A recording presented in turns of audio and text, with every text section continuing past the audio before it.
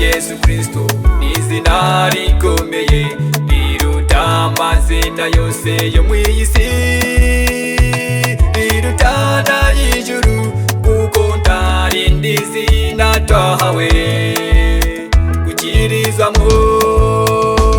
Izina rya Yesu Kristo izina rikomeye riruta amazina yose yo mw'isi, riruta n'ay'ijuru kuko nta rindi zina twahawe gukirizwamo. Tari data wa twese n'umwana n'umwuka wera, siryo zina n'amahofisi ryakozwe n'intumwa ibice 257 izambo umuti wo kubabarirwa ibyaha byawe byose nimwo kuri. Izina rya Yesu Kristo izina rikomeye nta kintu twakura mw'isi tutarifite, haba mu kubatizwa cyangwa ikintu cyose cyo twakora ni mw'iryo zina. Izina rya Yesu Kristo izina rikomeye nta kintu twakora mw'isi tutarifite, haba mu kubatizwa cyangwa ikintu cyose cyo twakora ni mw'iryo zina.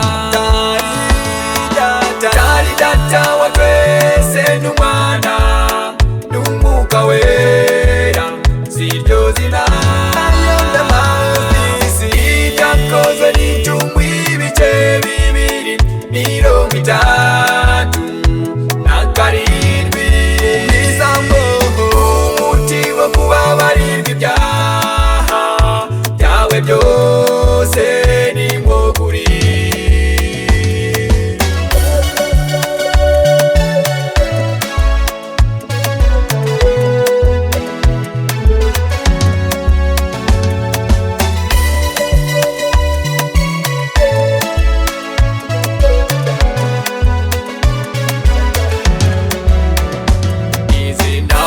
Yesu Kristo izina rikomeye, izina ryiruka n'imyuka mibi, haba no kubabarirwa ibyaha byose wakoreye mw'isi ni mw'iryo zina.